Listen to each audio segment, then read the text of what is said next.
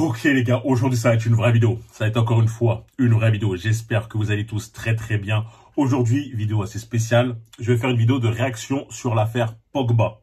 Ok, vous avez déjà sans doute entendu parler de cette affaire. Ça a buzzé un peu partout sur Twitter, Internet, etc. Même Instagram, car c'est parti de là de base. Du coup, voilà. Je vais récapituler les faits. Comme ça, pour tous ceux qui n'ont pas suivi de base, ils vont être, on va dire, au courant. On va regarder la vidéo ensemble. On va lire un peu l'article. Et puis voilà. Aussi simple, je vais vous donner mon avis, ce que j'en pense de la jalousie. Est-ce que c'est de la jalousie entre frères, etc., etc. D'accord? Avant tout, n'oubliez pas de vous abonner, de liker, de partager, de nous rejoindre. Là, mettez-moi sur Patreon, vidéo vraie, contenu exclusif. On parle vrai, on parle cru, sans pression. Et de me rejoindre sur les autres réseaux, comme Instagram, Brian.Forel. Mais ça, je le répéterai à la fin, on va pas perdre plus de temps que ça, comme à mon habitude. On attaque directement le sujet. Allez, regardons la vidéo ensemble. Salut à tous, ici Mathias Pogba. Je vous fais l'annonce que bientôt je vais faire de grandes révélations à propos de mon frère Paul Pogba et de Rafaela Pimenta, son avocate, son amie, sa confidente, celle qu'on appelle aujourd'hui la femme la plus puissante du football et que mon frère appelle sa seconde mère, comme si une mère ne suffisait pas. Pour ceux qui ne me connaissent pas, je suis footballeur professionnel et aussi le grand frère du champion du monde Paul Pogba. Je joue actuellement à la Juventus. Par contre, moi, ça me tue qu'il est obligé de lire comme ça. Je pense que cela ne nous a pas échappé avec le battage médiatique autour de son transfert et de ses déboires à cause de sa blessure, sans parler de son documentaire catastrophique.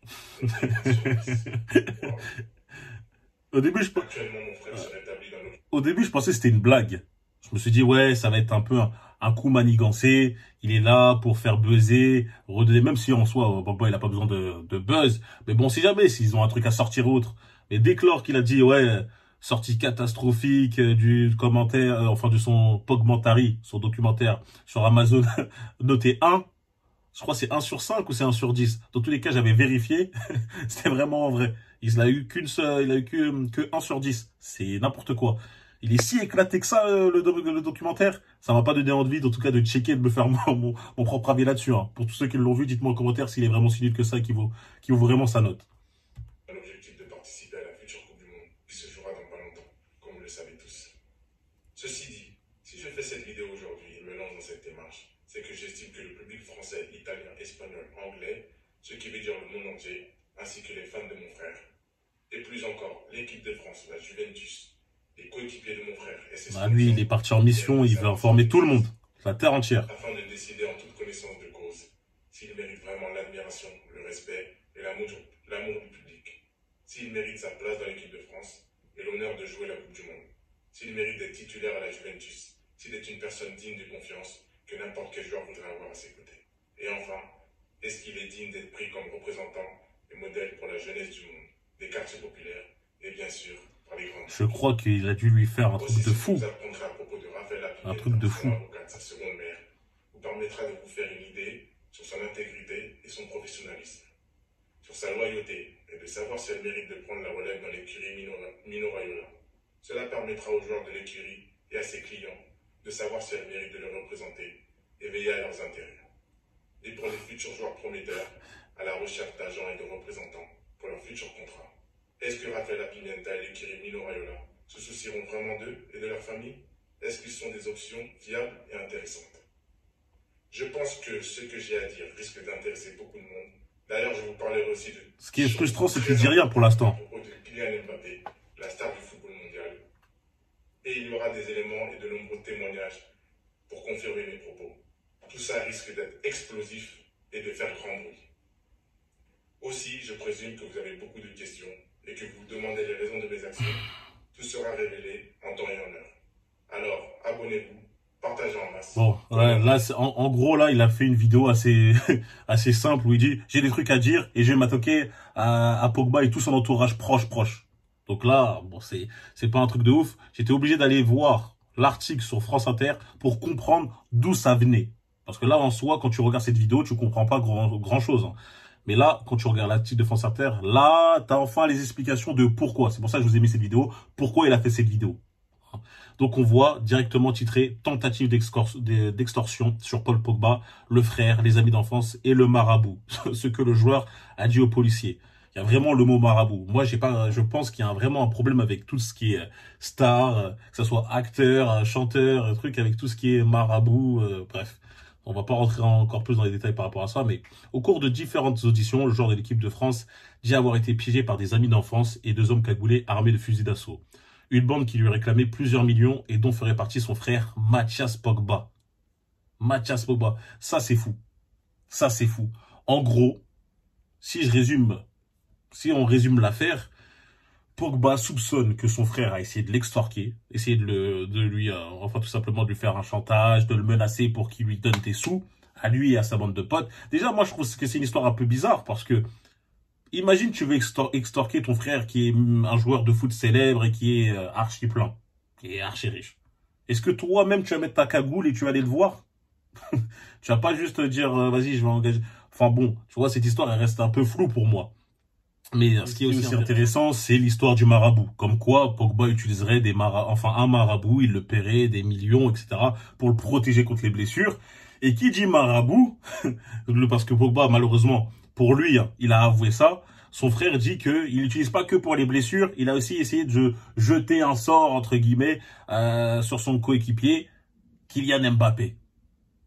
Ah, ça, c'est le choc. Pourquoi? Que tu crois ou pas au marabout, hein, que Kylian ou pas, sa famille croit ou pas à tout ce qui est sorcellerie, etc. Tu dis quand même il y a un mec qui était capable de payer un gars parce qu'il te veut du mal. Et ça c'est grave.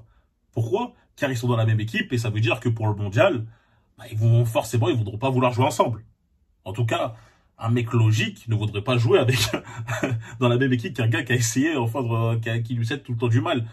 Carrément qui est prêt à payer quelqu'un pour lui faire du mal. On est d'accord ou pas? D'accord.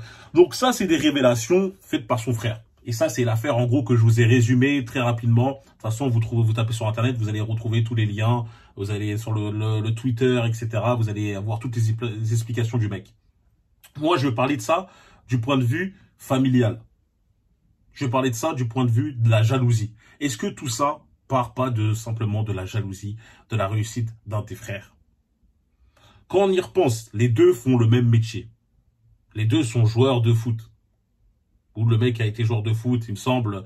Mais sauf que il y en a un qui a réussi beaucoup plus que d'autres. Un qui était devenu quasiment l'icône du pays. Et ça, c'est une vérité. Et les premiers jaloux, les personnes qui vont t'envier le plus, hein, c'est les premiers haters. Pour moi, en tout cas, je suis convaincu que c'est des personnes de ton entourage. Les premières personnes qui vont même te mettre des obstacles et des bâtons dans les roues lorsque tu voudras faire des projets, c'est des personnes de ton entourage. C'est pas des inconnus. Hein. Les inconnus, tu leur parles de ton projet, tu leur parles de ce que tu veux faire, ils vont dire vas-y, bonne chance, je te souhaite un bon courage. Enfin, vas-y, bonne chance, j'espère que ça va réussir pour toi, etc. Les personnes que toi tu côtoies, surtout la famille, ils vont essayer de te mettre que des problèmes dans la tête. Ils vont essayer de te mettre que des problèmes, que dans le sens où t'es sûr, c'est pas un peu dangereux. Ça va t'appeler que pour te rappeler ça va t'appeler juste pour te dire que, ouais, mais essaye de prévoir ça quand même. On pourrait dire, oui, mais c'est bienveillant. Non, c'est pas bienveillant. Parce que lorsque tu fais quelque chose de risqué, là, je m'écarte un tout petit peu, mais je tiens quand même à le dire. Lorsque tu fais quelque chose de risqué, t'es conscient. T'es conscient de ce que tu engages, de ce que tout simplement, de ce que tu mets sur la sellette. J'ai pas besoin de quelqu'un de me rappeler constamment que, ouais, mais attention, ça peut foirer. Je le sais que ça peut foirer.